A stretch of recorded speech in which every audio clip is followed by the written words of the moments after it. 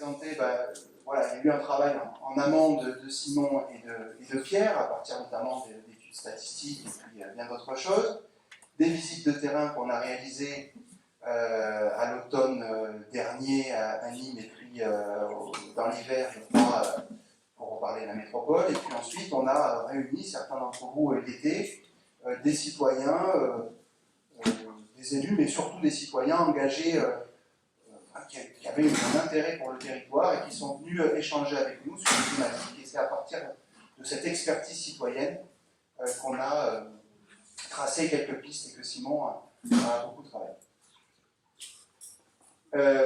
La démarche, pour qu'on soit clair, parce que ça peut venir, mais, voilà, c'est pas un truc personnel, c'est une contribution. On a lancé il y a quelque temps à plusieurs dizaines de citoyens un appel au rassemblement des forces sociales de gauche sur la ville et sur l'agglo, qui travaillent, qui s'appelle Nîmes Nouvelle Page, qui se réunit régulièrement. Ce qu'on va présenter là, c'est un outil qu'on veut mettre à la disposition de tous ceux qui cherchent cette alternative, et c'est des pistes, des enjeux qu'on veut présenter. Et donc voilà, on le met à disposition. Deuxième temps, nous affirmons que l'échelon local, au-delà des contraintes juridiques et financières qui existent, on les connaît, on les a souvent dénoncées, est un échelon possible pour mener des politiques publiques de transformation sociale. Et ici, il ne s'agira pas de faire un bilan, même si évidemment on va en parler, mais de l'action de la municipalité sortante, ni de faire un programme, ça, vous verrez, on n'est pas à ce niveau-là, et ce n'était pas du tout l'intention. Donc c'est cerner les enjeux et la volonté de dire ce que pourrait être une ville comme Nîmes et sa métropole au regard des constats que nous pouvons faire aujourd'hui et des enjeux de notre temps. Voilà, pour la démarche. Ensuite, quelques éléments, il y a plein d'éléments statistiques qui sont possiblement à présenter, mais on a voulu ici faire ressortir des éléments saillants pour donner quelques caractéristiques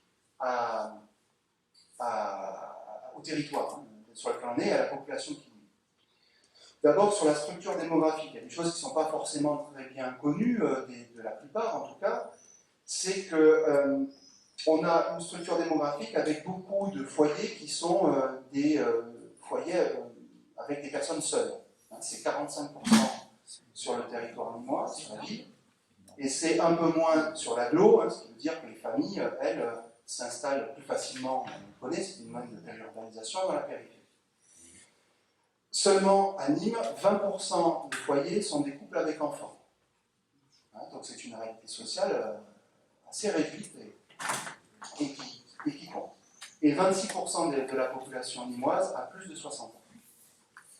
Donc on a une démographie nîmoise qui est particulière et qui est, avec une forte présence de personnes qui habitent seules, et une part de personnes de plus de 60 ans assez importante. Sur le logement, là c'est peut-être un peu moins caractéristique, en tout cas c'est plus répandu, mais on a plus de locataires à Nîmes que dans l'agglomération, donc on achète plus facilement dans le périurbain. Donc à chaque fois les chiffres entre parenthèses sont les chiffres de l'agglo. On a une progression plus importante du nombre de locataires que de propriétaires à Nîmes, et 19% de locataires dans les HLM. Sur l'activité, 51% d'inactifs à Nîmes parmi les plus de 15 ans. Donc une personne sur deux parmi les plus de 15 ans est inactive, soit parce que chômage, soit parce que retraite, soit parce que études. 22% de chômeurs, un peu moins sur l'agglo. L'emploi est essentiellement un emploi de service, commerce, services et fonctions publiques, enseignement et santé, tout ça représente un potentiel d'emploi de 90%, c'est le 90% de la population. Ensuite, sur le revenu médian, on est à moins de 17 000 € sur Nîmes. Donc revenu médian, c'est vous avez autant au-dessus qu'en dessous. Moins de 17 000 € sur Nîmes et un peu plus de 18 000 € dans l'agglo. Donc on se situe dans des fourchettes qui sont basses.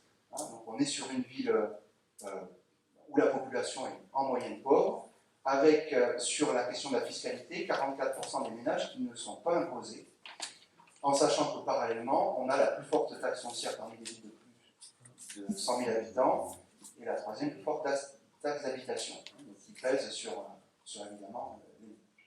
Enfin, pour encore parler de la pauvreté, parce que des chiffres sont sortis il n'y a pas longtemps, la pauvreté très prégnante, on a vu il n'y a pas longtemps que le quartier de Val-de-Gour, en tout cas une partie du quartier de Val-de-Gour, a été considéré comme le quartier le plus pauvre, en tout cas la population qui y vit, et que Nîmes est la 6e agglo la plus pauvre de France, 23% de la population vivant sous le seuil de pauvreté, c'est des chiffres qu'on a eu récemment. Enfin, deux autres éléments. 30% de la population de la ville vit dans les quartiers dits populaires, donc c'est une masse de population importante, et on a une ville, pour parler de la structure urbaine, qui est peu dense, très étendue, et marquée à la fois par une forte ségrégation socio-spatiale, mais c'est des choses qu'on retrouve ailleurs, et par un fort zonage fonctionnel, c'est-à-dire des quartiers qui sont spécifiques pour l'habitation, spécifiques pour le commerce, spécifiques pour les loisirs, ce qui crée après des enjeux en termes de mobilité notamment, qui sont, et en termes de qualité de confort de vie aussi. Voilà pour les quelques points de réalité sur lesquels on a commencé à travailler. Et du coup, la volonté, quelles ambitions aujourd'hui pour construire un récit, pour imaginer une histoire. L'idée, c'est évidemment de se sortir des chiffres pour imaginer un futur, parce que je crois que ça, c'est assez répandu. Les gens fonctionnent, même si on nous abreuve de chiffres, fonctionnent d'abord par le sens qu'on peut donner au projet qu'on peut monter.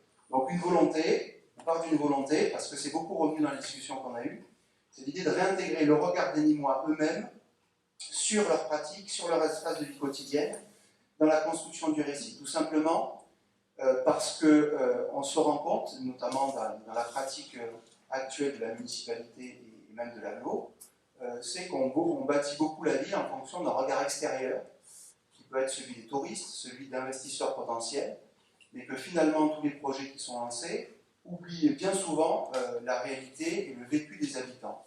Et donc, on construit une image extérieure sans forcément penser à la vie quotidienne et à ce que pensent les habitants de leurs pratiques et de leur territoire. Ça se voit notamment, sans rentrer dans trop de détails, parce qu'on en reparlera peut-être, mais sur la question du centre-ville, qui est devenu un centre-ville assez monumental, qui est d'une qualité, on ne peut rien dire sur la qualité des réflexions qu'il y a eu au centre-ville, c'est une très bonne facture, c'est un très beau centre-ville. Il n'empêche que c'est plutôt vécu comme une vitrine, et qu'à l'extérieur de ça, on a des quartiers qui sont complètement laissés à l'abandon, ceux qui n'intéressent pas le regard des Nîmois. On s'est posé deux questions aussi à partir de ce questionnement. D'abord, est-ce qu'on assiste à un recul de la modernité telle qu'elle pouvait être vécue ou pensée dans les 30 Glorieuses, avec une forme de plein emploi, un maillage des services publics sur le territoire, et on voit que c'est en train de se dégrader, et donc est-ce qu'il y a un recul de la modernité de ce point de vue-là? Et enfin, une autre question qui fait suite aussi à cette volonté de réintégrer le regard, c'est quelle place pour la mondialité culturelle à côté de ce qui fait rayonner l'identité de Nîmes, qui est en tout cas très centrée sur quelques éléments, la romanité, les traditions, vécues comme des traditions et non pas comme des cultures d'ailleurs, mais qui oublie bien souvent l'existence d'autres pratiques culturelles qui existent par ailleurs, que les habitants de Nîmes s'organisent pour faire, et qui oublie le fait que dans la ville et dans l'agglo, il y a eu un fort renouvellement de population, et que ceux qui parlaient, ou ceux qui continuent à parler à des habitants qui sont là depuis très longtemps, ne parlent plus forcément aux habitants qui arrivent de l'extérieur. Il ne s'agit pas de rayer plus les traditions et les cultures locales implantées, mais il s'agit de réinterroger le concept de mondialité culturelle. Une méthode pour construire ce récit, le triptyque classique élu, technicien, citoyen existe depuis très longtemps, avec des relations plus ou moins marquées à chaque fois. L'idée, c'est d'essayer, je ne dis pas que c'est facile, mais de sortir, ou en tout cas de redéfinir les rôles de chacun. Parce qu'on se rend compte que les élus, en tout cas c'est la majorité, apparaissent comme très lointains et intouchables. Les techniciens ont la technique, l'expertise, le savoir-faire, et puis les citoyens, soit on les consulte, soit on ne les consulte pas. En tout cas, ils n'ont pas forcément ni leur mot à dire, ni on les place en situation d'acteurs pour faire transformer la vie. Donc ça, c'est la méthode que nous proposons, c'est-à-dire essayer de redéfinir ce triptyque-là. Et enfin, un fil conducteur, sortir du déni démocratique et actuel et rompre avec la gestion opaque qui est installée depuis 18 ans, à la fois, les élus qui sont dans l'opposition le savent, hein, les difficultés, que ce soit à la ville et même à l'agglo, les difficultés pour avoir, voilà, l'affaire du stade des Costières vendu il y a 2 jours en est un exemple criant. Et l'idée, c'est de reconquérir une dignité démocratique pour les habitants. C'est-à-dire que ce soit les habitants qui soient porteurs du pouvoir. Gestion opaque aussi, avec l'idée qu'il y a une privatisation à la fois du pouvoir politique, mais aussi des affaires de la ville avec les... Pour ce nouveau récit, il nous a semblé qu'il y avait plusieurs objectifs, il y en a certainement d'autres, on complétera, mais quelques objectifs à donner et à faire comprendre. Alors le premier, je l'ai abordé, c'est rompre avec l'idée de ville confisquée par une gestion municipale qui est privatisée, et ça se renforce encore avec des mandats qui s'éternisent et qui font que certains se sentent chez eux quand ils sont à l'hôtel de ville. Une gestion confisquée aussi par les intérêts privés des promoteurs, et donc garantir la transparence des décisions, des engagements, et même dès la préparation d'un éventuel programme municipal. Ça peut se faire aussi en s'assurant de la maîtrise publique d'un certain nombre de structures qui encadrent ou bloquent les marges de manœuvre du conseil municipal. On le voit notamment à travers la SPL Agathe, qui pourrait être un élément de politique publique, mais qui du coup échappe complètement au contrôle aujourd'hui des élus et des citoyens. Aménager deuxièmement une ville apaisée. On peut sentir des tensions, on sent aussi des populations qui nous parlent dans leur envie de partager, de solidarité, mais qui ne trouvent pas forcément les espaces. Et donc, une priorité qui pourrait être faite, pourrait être donnée à la jeunesse et à l'enfance, parce qu'on a besoin aussi de les intégrer en tout cas, leurs intérêts dans la gestion de la vie, qui anticipe le vieillissement, c'est un problème qui va se poser partout, et qui se pose déjà à Nîmes, et qui anticipe aussi les attentes nouvelles, que ce soit en matière de santé, d'alimentation, de mobilité, de pollution, mais aussi de démocratie, donc de participation des citoyens. Troisième objectif, je ne développe pas, mais ce n'est pas parce que c'est moins important, mais c'est qu'aujourd'hui, on voit ce que ça peut vouloir dire, intégrer la dimension écologique, hein, notamment par rapport aux risques qui se développent, et donc dans tous les domaines et dans tous les processus de décision. Quatrième objectif, assurer des conditions de vie dignes à tous les Nîmois, dans tous les quartiers. Donc l'idée, c'est de sortir des politiques qui apparaissent comme inégalitaires, et on le voit un petit peu dans tous les domaines. Donc je ne développe pas non plus, mais on voit à quoi ça peut correspondre. Et enfin, et ça rejoint l'idée du besoin démocratique, essayer de mobiliser, rechercher les moyens de mobiliser sans paternalisme ni volonté clientéliste, comme certains élus actuels pourraient le faire, mais de mobiliser dans les quartiers populaires, qu'ils soient périphériques ou en centre-ville, des acteurs qui font plein de choses, mais qui sont souvent considérés comme des gens à qui on prête moins facilement l'oreille. Et donc, je crois qu'on a pensé qu'il y avait un enjeu là-dessus. Voilà pour les objectifs du nouveau récit. Maintenant, on passe un petit temps sur une réflexion sur la structure urbaine et la place des différents quartiers dans la ville. D'abord, c'est un préalable, il nous faut réfléchir en changeant d'échelle.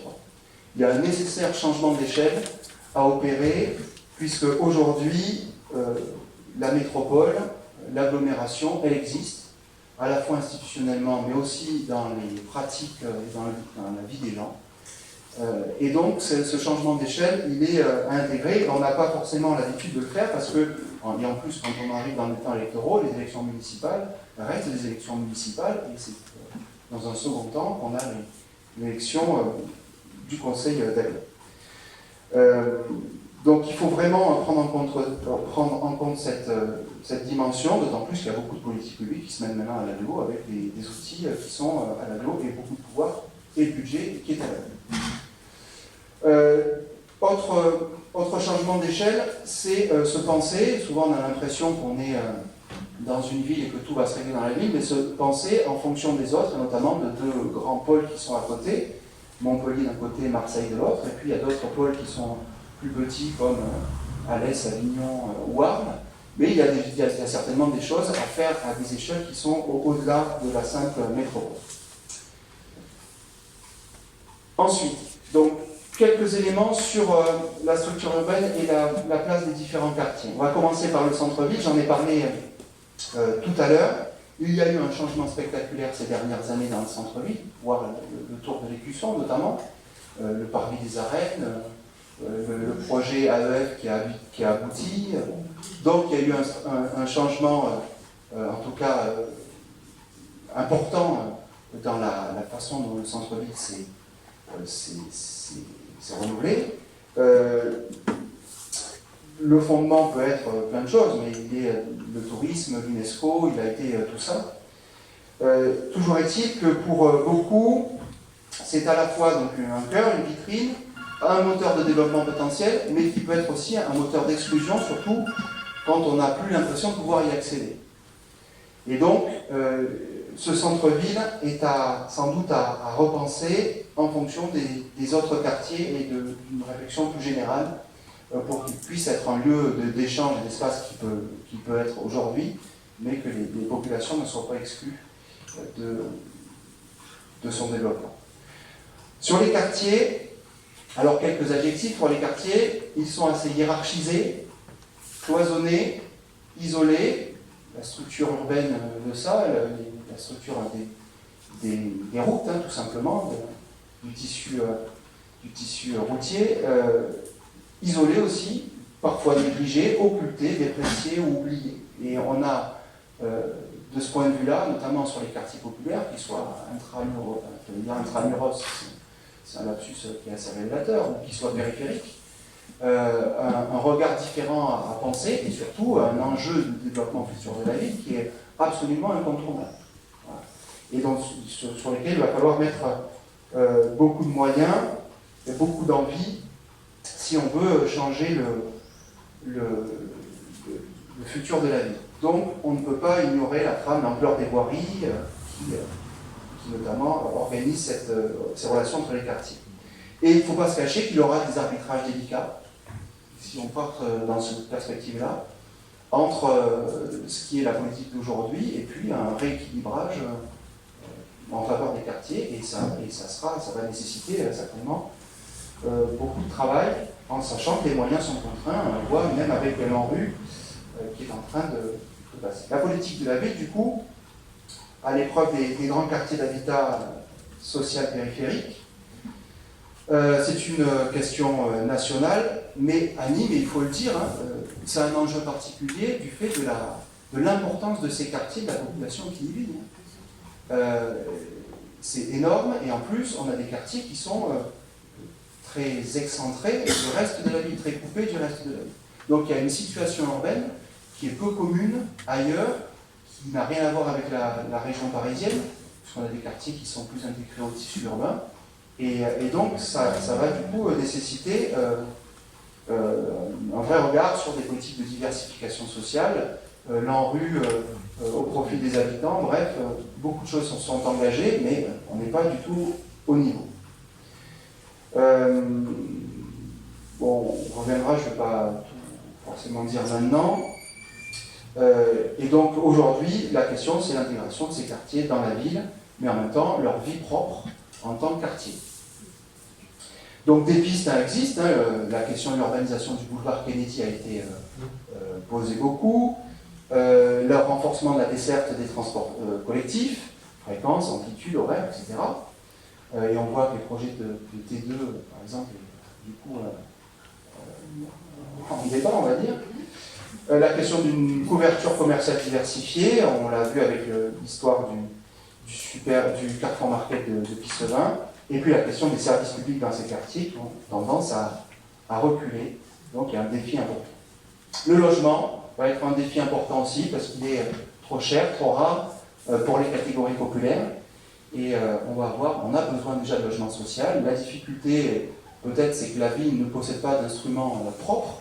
C'est Habitat du Gard qui le fait. Alors, ce n'est pas la faute d'Habitat du Gard, hein, mais c'est que souvent la collection se prend mal et la ville ne veut pas s'inscrire dans cette politique. Les équipements publics, je pense qu'il y a une réflexion qui commence à apparaître, notamment avec la notion des tiers-lieux qui est portée un petit peu partout dans les villes.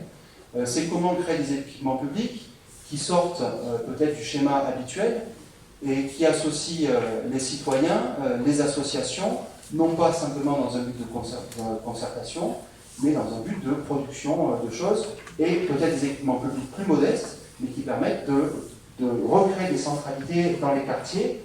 Et je crois qu'il y a des choses à faire avec des acteurs associatifs, des acteurs de l'économie sociale et solidaire, sur des enjeux de santé, sur des enjeux culturels, sur des enjeux économiques qui peuvent être intéressants à l'intérieur de chacun des quartiers. Enfin, faire confiance à la jeunesse, soutenir les initiatives, et on a besoin de le voir en grand. On le voit avec notamment la question de l'enseignement supérieur et des difficultés pour les jeunes d'y rester, de rester à Nîmes, l'envie souvent d'en partir pour aller soit à Montpellier, soit à Lyon, soit à Toulouse, et on n'a pas encore réglé ce problème. Voilà, deuxième et dernier temps, je vais aller assez vite pour pas que ce soit trop long. Là, on passe à la dimension métropolitaine, avec quelques constats assez brefs.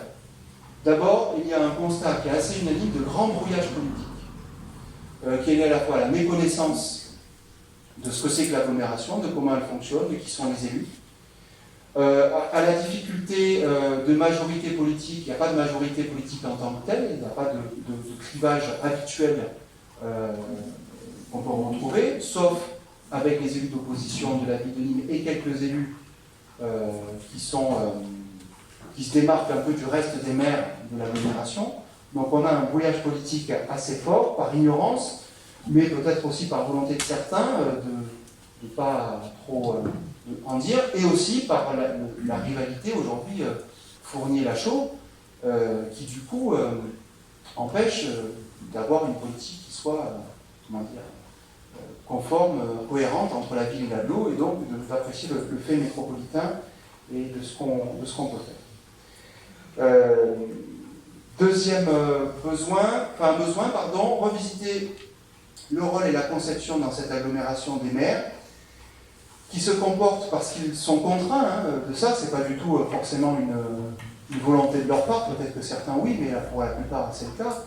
Ils sont contraints de se positionner comme des chasseurs de subventions pour faire vivre leur commune, parce que les habitants leur demandent des résultats sur les équipements de leur commune, et pour autant, du coup, ils sont les représentants de leur commune sans que puisse se mettre en cohérence une politique à l'échelle de l'agglomération.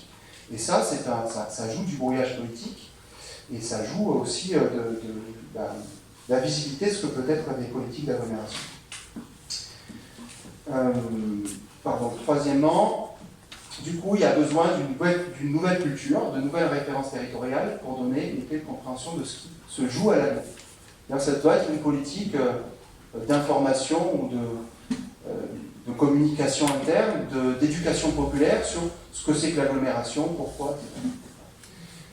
Quoi qu'on pense après de est-ce que c'est bien ou pas de ce diptyque, il y a besoin aujourd'hui, si on veut jouer la démocratie, d'informer et de permettre à ce que les habitants se saisissent de ces outils.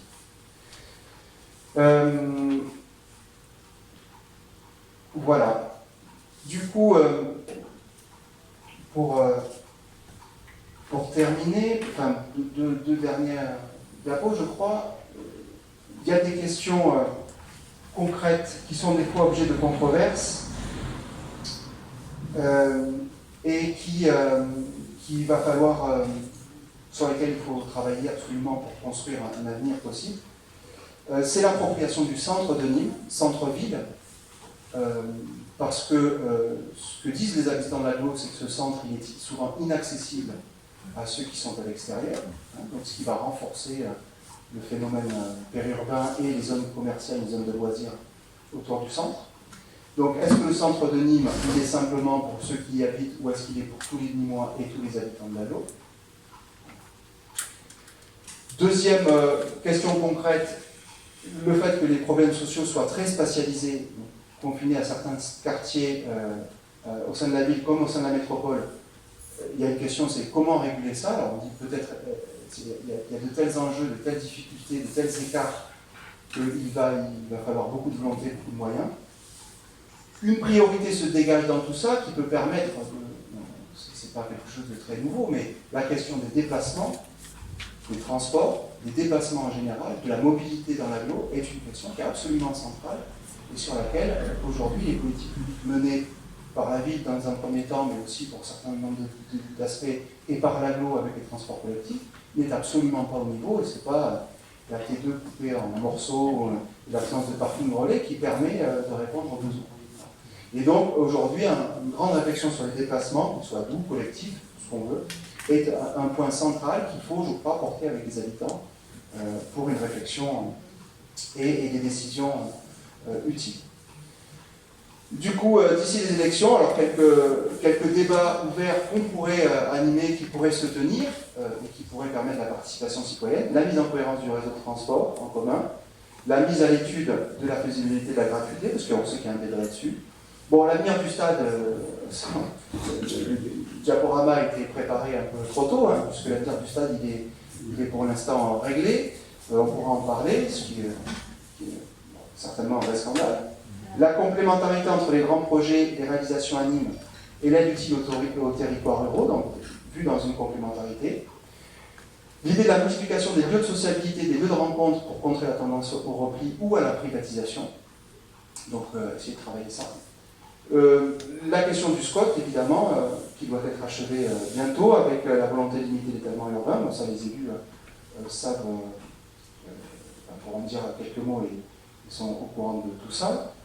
La clarification sur l'utilisation et la mutualisation des ressources entre la ville, le centre et les villages pour garantir la cohésion de l'ensemble.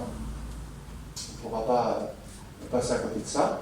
Et enfin, bon, c'est un débat plus général, mais sur l'organisation institutionnelle, il y a une opposition qui existe entre un modèle commune des départements et État, qui a ses justifications, et puis un modèle qui est en train de prendre le pas sur commune, métropole, région, et qui aujourd'hui est une réalité dans le poids institutionnel. Donc il y a des choses à réfléchir là-dessus. Deux temporalités, deux échelles territoriales pour le nouveau récit. Ce que l'on veut pour le grand territoire à long terme avec des solutions et des projets dont la réalisation implique des coopérations et des approches interterritoriales qui gomment toute tentation de clientélisme, parce que c'est aussi ça qui pèse souvent. Et puis, dans chaque commune, puisque les élections sont des élections municipales, la licence d'un projet municipal pour être présent dans l'élection, tout en évitant les concurrences frontales, et donc on a intérêt de travailler ce projet-là, mais c'est ce qu'on s'est fixé avec une nouvelle page, à l'échelle de l'agglomération. Enfin, travailler ensemble pour être à la bonne échelle des questions posées, que ce soit en déplacement, transition énergétique, crise climatique, mixité sociale, dépasser les rivalités institutionnelles. Il faut que les territoires se parlent, et aujourd'hui on n'a pas l'impression que le cadre de l'agglomération est un cadre où les territoires se parlent véritablement. Valoriser les atouts de la ville, en termes de desserts, en termes de carrefour, on va dire, de transport, de réseau de transport.